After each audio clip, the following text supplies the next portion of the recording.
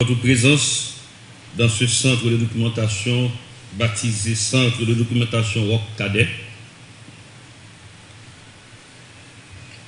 constitue le gage de votre engagement à appuyer le programme de renforcement des compétences techniques des magistrats du parquet mis en place par l'école.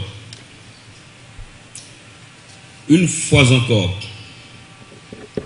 nous sommes à la croisée des chemins. L'EMAS se réjouit de pouvoir remettre à 81 officiers de parquet bénéficiaires de la formation continue supportée financièrement par le Programme des Nations Unies pour le développement PNUD. Nous devons célébrer un tel événement et nous le célébrons car il faut relever le niveau professionnel de nos magistrats et les sensibiliser sur la nécessité d'améliorer leurs pratiques. Il me plaît de signaler que l'EMA avait planifié, dans le cadre de cette formation, des 6 sessions, un cursus composant 10 modules. Le ministère public, statut, rôle et organisation, les enquêtes de police, le processus décisionnel du magistrat du parquet,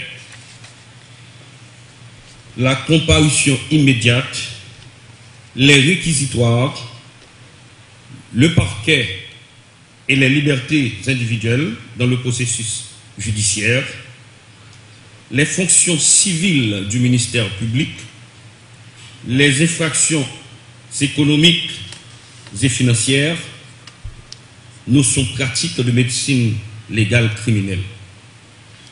Nous éprouvons un immense plaisir à prendre la parole au nom de nos collègues magistrats pour témoigner notre gratitude et notre satisfaction suite aux différentes sessions de formation continue des magistrats de parquet qui se sont tenues à l'école de la magistrature.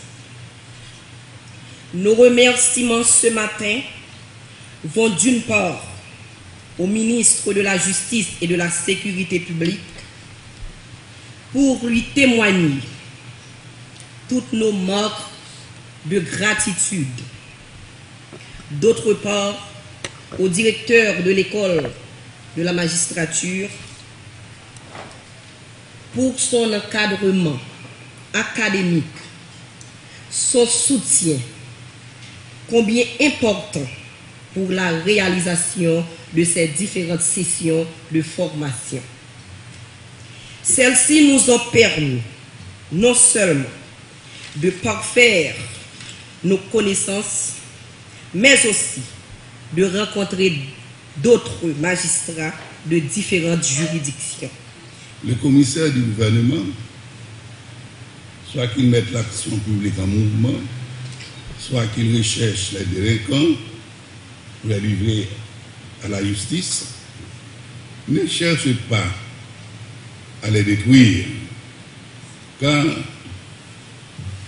il est le représentant de la société,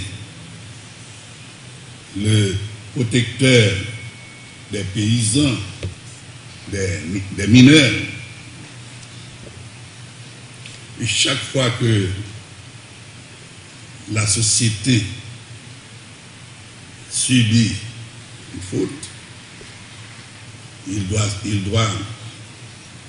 se mettre debout pour analyser la situation et faire ce que nous doit. De sorte que cette démarche ne vise pas à détruire les délinquants, mais plutôt à les récupérer dans la mesure du possible afin qu'ils reviennent prendre leur place au sein de la société.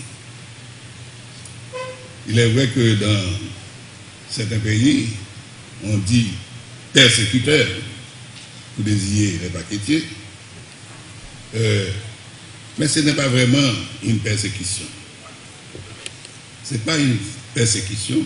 Cette initiative, visant à renforcer les compétences techniques des parquetiers, a été financée par le Programme des Nations Unies pour le développement et mise en œuvre par l'École de la magistrature en étroite coordination avec le ministère de la Justice et de la Sécurité publique.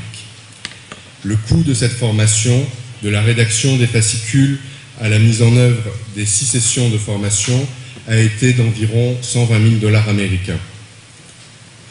Ce cycle de formation continue, qui a commencé en 2010 et qui a pris fin en juin 2012, entre dans le cadre de l'appui du Programme des Nations Unies pour le développement au renforcement des capacités des acteurs du système judiciaire, au même titre que la formation initiale des 20 nouveaux magistrats dont la cérémonie de graduation a eu lieu ici même fin mai 2012. Le rôle de l'école de la magistrature est central dans le processus de réforme de la justice. L'école a pour mandat non seulement d'assurer la formation initiale et la formation continue des magistrats, mais aussi d'assurer la formation des autres acteurs judiciaires.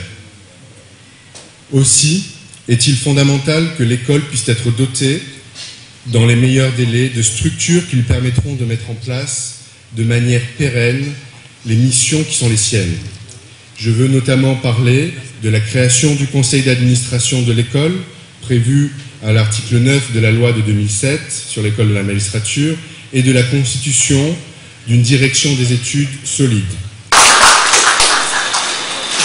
Magistrat Fleury Bertoni.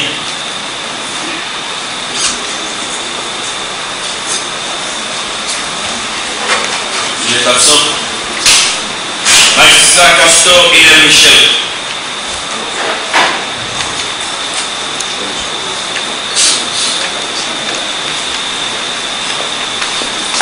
Magistrat Cadet Frio.